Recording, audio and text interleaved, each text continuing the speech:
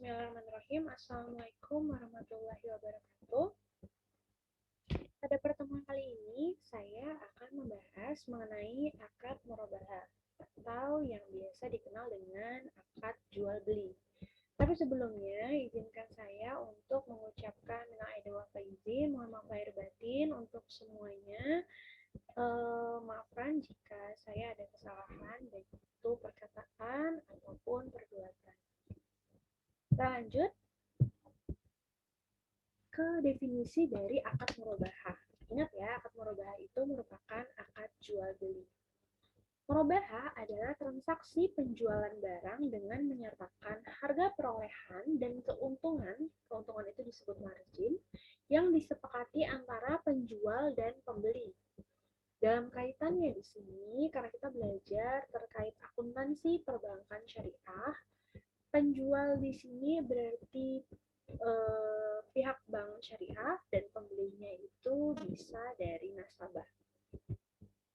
Nah, yang membedakan murabahah dengan penjualan yang biasanya kita lakukan sehari-hari adalah penjual atau dalam hal ini adalah bank syariah secara jelas memberitahukan dulu kepada nasabah berapa sih harga pokok barang tersebut, harga pokok perolehannya berapa, dan berapa besar keuntungan yang didapatkan oleh bank syariah.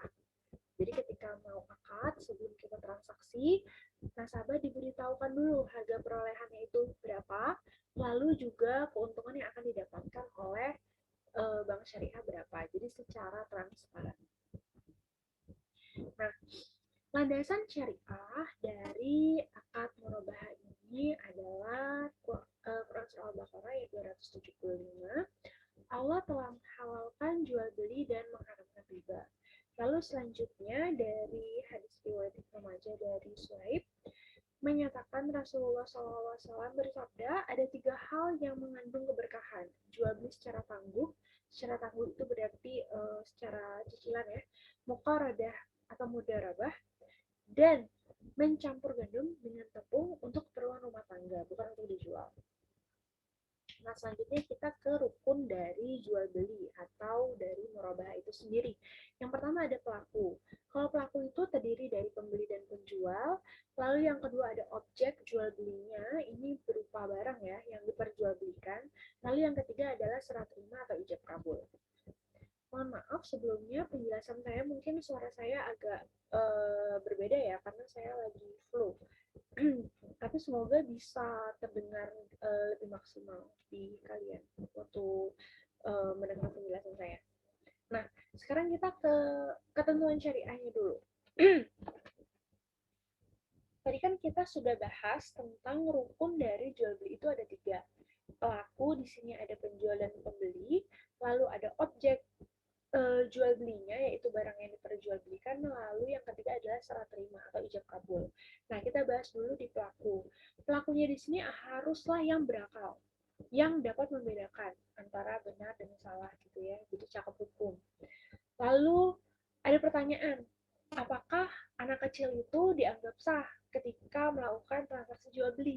Nah, jawabannya adalah sah apabila udah seizin walinya. Nah, dan yang kedua adalah objek jual beli harus memenuhi, pastinya di sini harus dapat diambil manfaatnya ya. Barang yang udah diperjualbelikan harus dapat diambil manfaatnya dari segi kuantitas dan kualitasnya itu harus diketahui dengan jelas. Harga dari barang tersebut juga udah jelas. Lalu barang tersebut memang secara fisik ada di tangan penjual. Nah, berkaitan dengan ijab kabul di sini bisa dilakukan menggunakan lisan maupun tertulis ya. Serah terima ini sangat penting untuk menyatakan mengekspresikan saling ridho terhadap barang yang dijual, termasuklah juga dengan harganya. Apabila salah satu dari mereka itu terpaksa atau ada yang merasa dirugikan atau ada unsur penipuan di dalamnya, maka hal ini tidak sah karena prinsip saling ridho pasti tidak akan terpenuhi. Nah, selanjutnya karakteristik dari akad murabahah. Pertama, proses pengadaan barang murabahah atau yang kita sebut dengan aset murabahah harus dilakukan oleh penjual. Dan yang kedua, jika penjual hendak mewakilkan kepada nasabah atau istilahnya itu wakalah ya, untuk membeli barang dari pihak ketiga, akad jual beli murabahah harus dilakukan setelah barang menjadi milik penjual. Jadi dalam murabahah itu bisa bank syariah itu membeli sendiri, atau yang kedua, bank syariah di sini mewakilkan kepada nasabah untuk membeli barang tersebut. Tapi kasus yang kedua ini ada ketentuannya, harus dilakukan setelah barang menjadi milik penjual, milik dari bank syariah. Lalu yang ketiga, penjual dapat meminta uang muka pembelian kepada nasabah sebagai bukti keseriusannya. Jadi itu nggak masalah ya kalau misalkan nasabah ingin membeli barang dan mengajukannya ke bank syariah, ini kan akadnya jadi jual beli ya. Jadi bank syariah itu nanti yang akan membeli barang yang diinginkan oleh nasabah. Nah, nasabah sebagai tanda keseriusannya memberikan uang muka kepada bank syariah. Nah, terkait dengan diskon murabahah itu bisa terjadi dalam dua kondisi. Pertama sebelum akad dan yang kedua setelah akad. Kalau dia terjadi sebelum akad, itu nanti akan menjadi pengurang dari biaya perolehan. Ingat lagi ya, bahwa jika diskon murabahah terjadi sebelum akad, maka nanti akan mengurangi biaya perolehan barang tersebut. Sedangkan jika diskon murabahah terjadi ketika setelah akad, maka ada dua kondisi lagi. Apakah itu diperjanjikan atau tidak diperjanjikan? Kalau misalkan diskon murabahah ini terjadi setelah akad dan memang ada dalam perjanjian, kalau misalkan perjanjian di dalamnya itu menyatakan itu menjadi hak pembeli, maka nanti diskon tersebut akan menjadi kewajiban dari bank syariah. Kewajiban dari bank syariah untuk mengembalikannya kepada pembelinya, atau dalam hal ini adalah nasabah. Tapi jika dalam perjanjian tersebut menjadi hak dari bank syariah, maka nanti akan menjadi keuntungan, menambah keuntungan dari murabahah. Nah, jika memang terjadi setelah akad dan itu tidak diperjanjikan, maka akan menjadi pendapatan operasional lainnya untuk bank syariah. Terkait diskon ini, sudah diatur dalam pernyataan standar akuntansi keuangan nomor 102 paragraf 11 bahwa diskon ini bisa dalam bentuk dari pemasok atas pembelian barang atau diskon biaya asuransi dari perusahaan asuransi dalam rangka pembelian barang, atau yang ketiga komisi dalam bentuk apapun yang diterima terkait dengan pembelian barang. Coba yuk kita mulai dari latihan sederhana ini. Misalkan ini kasusnya adalah sebelum akad ya. Ingat, kalau sebelum akad berarti tadi menjadi pengurang dari biaya perolehan. Tanggal 15 Mei dibeli mobil Innova. Harga barangnya adalah 125 juta. Terdapat diskon sebesar 5 juta. Nah, tanggal 16 Mei mobil Innova ini dijual oleh Bank Syariah kepada nasabah. Berapa harga perolehan barang tersebut? Maka dari itu, perhitungannya adalah harga barang sebesar 125 juta dikurangi diskon sebesar 5 juta, maka harga perolehannya adalah 120 juta.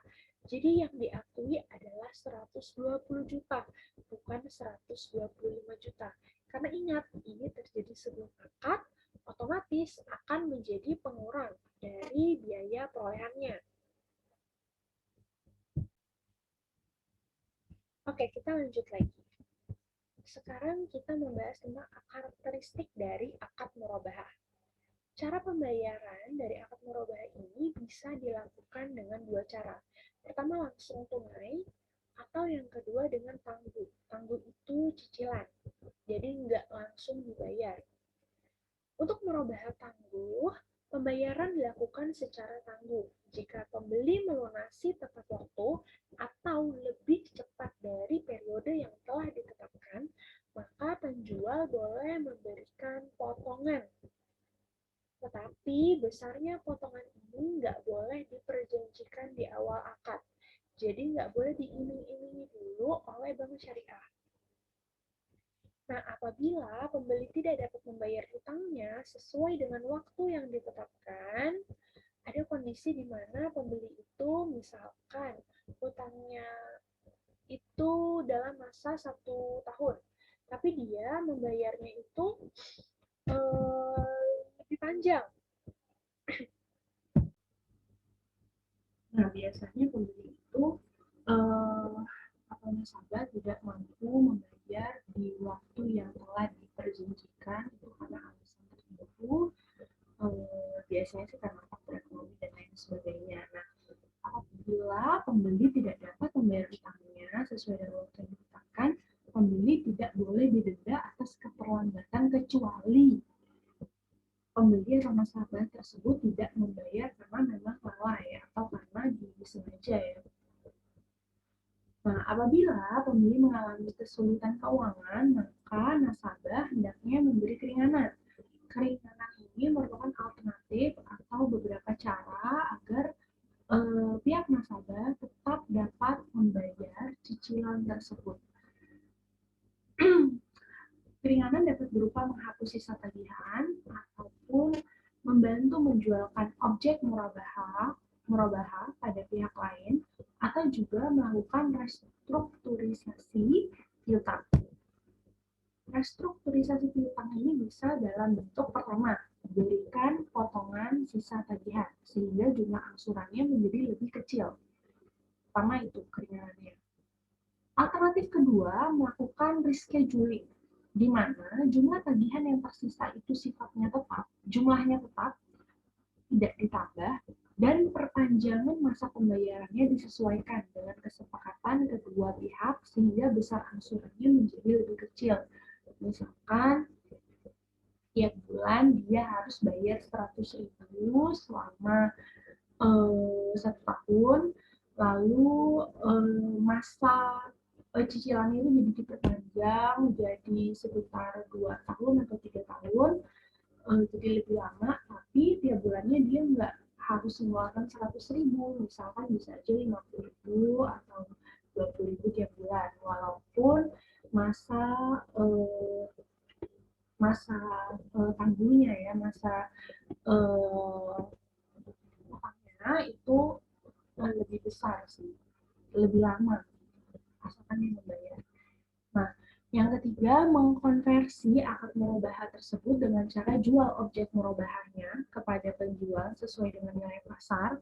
Kemudian kalau misalkan uang yang digunakan itu untuk melunasi sisa tagihannya kan, karena apa udah jual barang untuk melunasi sisa tagihan. Nah, kalau misalkan ada kelebihan uangnya ini sebagai uang muka akad ijarah atau sebagai bagian modal dari akad mudharabah musyarakah. Nah, sebaliknya kalau kekurangan uangnya itu udah jual aset murabahannya, udah nutupin, tetapi tetap kurang, utangnya masih ada. Nah, caranya adalah kita melakukan musyawarah dulu, disepakati pembayarannya seperti apa. Nah, lanjut. Sebaiknya penjualan tidak tunai atau tangguh ini memang dibuat kontrak atau perjanjiannya secara tertulis dan dihadiri saksi-saksi. Kalau misalkan di perbankan syariah itu yang memang sangat profesional ya, pasti ada kontrak perjanjiannya di atas materai, terus ada saksi kedua belah pihak. Juga kontrak ini pastinya memuat tentang besaran hutangnya, jangka waktunya, besarnya angsuran setiap periode, jaminannya, dan lain sebagainya. Bagaimana dengan denda dalam murabahah? Nah, di dalam bank syariah ini, denda itu ada ketentuannya berdasarkan Fatwa DSN nomor 17 garing DSN MUI 9/2000. Nah, nasabah yang tidak mampu disebabkan force majeure tidak boleh dikenakan sanksi. Force majeure ini seperti bencana alam, Pokoknya yang di luar kendali dari nasabah yang tidak bisa dihindari ya, kayak gempa bumi atau seperti COVID itu kan memang di luar kuasa manusia gitu. Nah, ini nggak bisa dikenakan sanksi, nggak boleh. Nah, tapi kalau nasabah itu mampu, tidak mempunyai kemauan dan itikat baik, itu boleh dikenakan sanksi. Tujuan sanksi ini sebenarnya agar mereka lebih disiplin dalam melaksanakan kewajibannya. Sanksi besarnya itu ditentukan atas dasar kesepakatan dan dibuat saat akad ditandatangani. Nah, dana berasal dari denda ditentukan sebagai dana sosial. Jadi pengakuan denda di sini, kalau kalian lihat, denda yang dikenakan atas nasabah yang lalai merupakan sumber bagi dana kebajikan. Ingat, pada pertemuan sebelumnya kita ada membahas tentang laporan keuangan, di mana salah satunya adalah laporan tentang dana kebajikan. Jadi denda dalam murabaha untuk nasabah-nasabah yang memang tidak memiliki etikat baik ataupun tidak disiplin dalam membayar cicilannya, maka denda tersebut akan masuk ke dalam dana kebajikan. Jadi bukan dinikmati oleh perbankan syariahnya, tetapi memang untuk disalurkan kepada umat lagi. Dana kebajikan ya, jadi namanya denda itu sebenarnya bukan memang bukan kemauan dari bank syariah untuk semena-mena, tidak. Tapi di sini adalah takzir, yaitu untuk membuat nasabah lebih disiplin terhadap kewajibannya. Kita ke contoh kasus dulu ya. Contoh transaksi murabaha yang sederhana dulu. Kita pelan-pelan aja. Bank melakukan transaksi murabaha. Ini kalian sambil ini ya, sediakan kertas atau buku atau coret-coret sama pen. Jadi kita hitung sama-sama. Bank melakukan transaksi murabaha dengan nasabah atas aset murabaha seharga 1.250. Penyerahan dilakukan di gedung nasabah dan atas hal tersebut telah dikeluarkan beban pengiriman sebesar 50. Ingat, asetnya itu sebesar 1.250, lalu ada beban pengiriman sebesar 50. Lalu margin keuntungan yang disepakati sebesar 200 rupiah. Nasabah telah memberikan uang muka ke Bank Syariah sebesar 300 rupiah. Pendapatan administrasi sebesar 12 rupiah dan beban lain yang terkait langsung dengan penyaluran pembiayaan murabaha itu ada 5 rupiah. Pembayaran angsuran oleh nasabah dilakukan selama 12 periode yang besarnya tidak sama sekali. Oke, coba kita hitung dulu. Perhitungan harga perolehan dan margin murabaha. Kita hitung dulu harga perolehannya ya. Harga barangnya sebesar 1.250.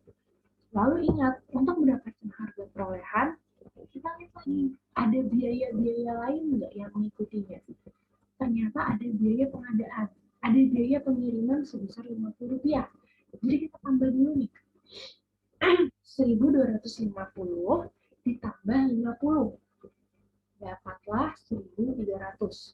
Jadi harga perolehan aset murabaha sebesar 1.300.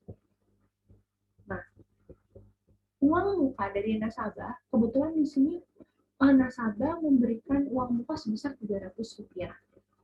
Jadi, Bank Syariah mengeluarkan dari koceknya itu sebesar 1.000 rupiah aja. Benar nggak? Karena uang muka dari nasabah udah ada nih 300. Jadi mengurangi kan? 1.300 dikurang 300 berarti dana porsi Bank Syariah hanya sebesar 1.000 rupiah. Karena uang muka dari nasabah ada 300. Sekarang margin murabaha itu yang diinginkan Bank Syariah adalah 200 rupiah. Margin murabaha dihitungan dari 1.000 sebesar 200. Kita lihat. Harga perolehan aset murabaha tadi adalah 1.300, lalu kita tambah margin murabaha yang disepakati sebesar 200. Karena udah ada keterangannya ya, margin yang diinginkan 200. Sehingga harga jual murabaha bank menjual kepada nasabahnya, itu yang tercatat adalah sebesar 1.500.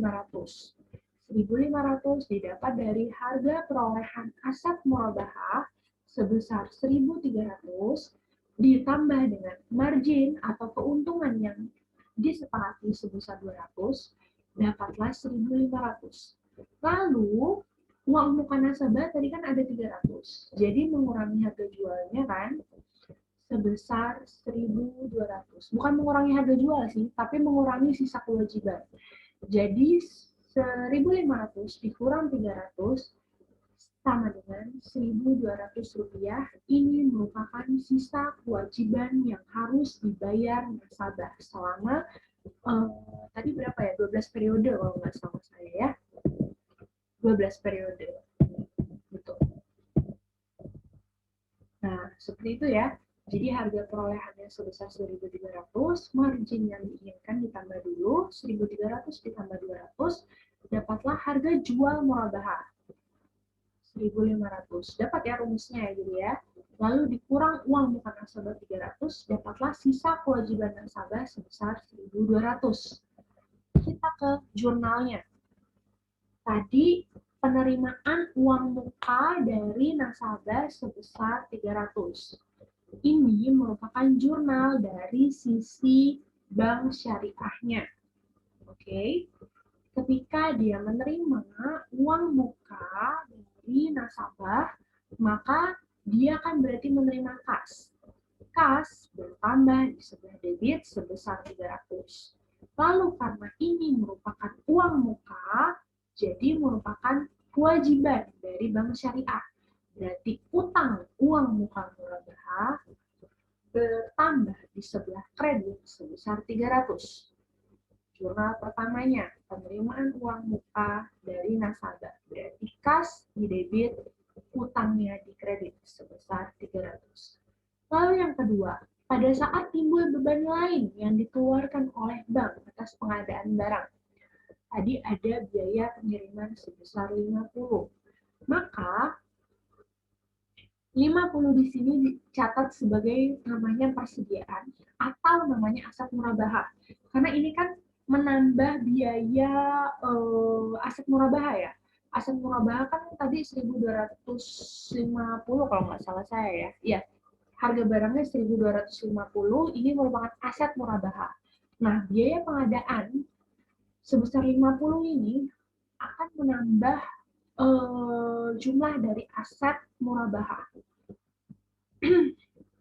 Jadi aset murabahah ini sebesar 50 bertambah di debit, kreditnya adalah kas karena bank syariah mengeluarkan uang sebesar 50.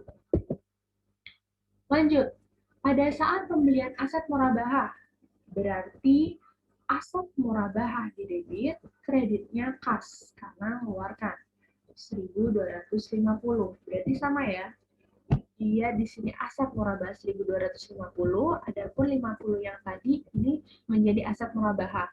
Jadi totalnya adalah 1.300. Benar ya? Persediaan atau aset murabahah pada kas. Saya lebih suka menyebutnya atau memberikan nama akunnya adalah aset murabahah ya, ketimbang persediaan. Jadi terserah kalian. Kalau saya lebih suka aset murabahah. Lalu yang keempat, pada saat penyaluran pembiayaan murabahah kepada nasabah dengan metode proporsional atau flat. Jadi ada beberapa metode dalam penyaluran ya. Ada metode proporsional atau flat, jadi jumlahnya tetap, ada menggunakan metode anuitas. Jumlahnya itu berbeda. Tapi kita pelajari saat ini adalah yang proporsional atau flat. Nah, pada saat penyaluran pembiayaannya, berarti di sini ada piutang bertambah, piutang sebesar 1.500, margin atau keuntungan dari transaksi murabahah itu ada 200, tadi kan keuntungan yang disepakati ya, kalau keuntungan letaknya di sebelah kredit kalau bertambah.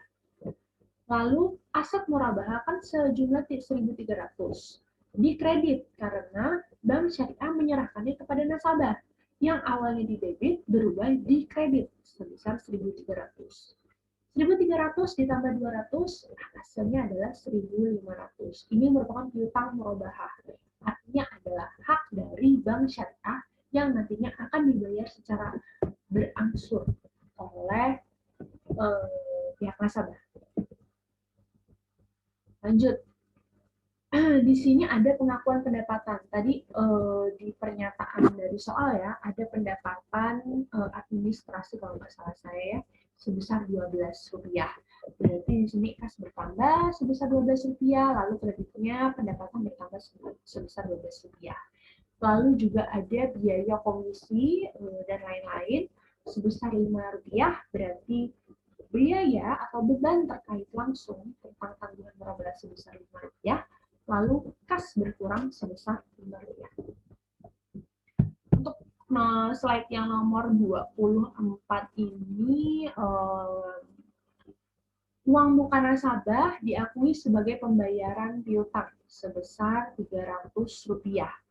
Ketika akad murabahah sudah dilaksanakan, berarti yang awalnya tadi uang mukanya menjadi utangnya bertambah di kredit, sekarang dihapuskan utangnya. Makanya utangnya di sebelah debit nih, sebesar Rp300 ya. Karena kan udah dilaksanakan, uang mukanya juga udah dikasihkan untuk beli mobil. Berarti utang udah nggak ada lagi nih, kewajiban bank syariah. Makanya utangnya didebitin, dihilangin sebesar 300. Nah, kreditnya di sini adalah piutang murabahah, ini porsi pokok ya, sebesar 300. Jadi mengurangi dari piutang murabahannya sebesar 300. Oke deh, selanjutnya untuk pembayaran angsuran ini saya delete aja ya. Ini kita nggak bahas sampai pembayaran angsurannya. Oke, part 1 sampai situ aja dulu. Kalian pahami, nanti kita lanjut ke part 2, yakni studi kasus yang lain, yang lebih besar gitu ya. Kasusnya seperti apa, secara bertahap nanti akan saya jelaskan. Semoga bermanfaat videonya dan mohon dipahami dulu. Terima kasih. Assalamualaikum warahmatullahi wabarakatuh.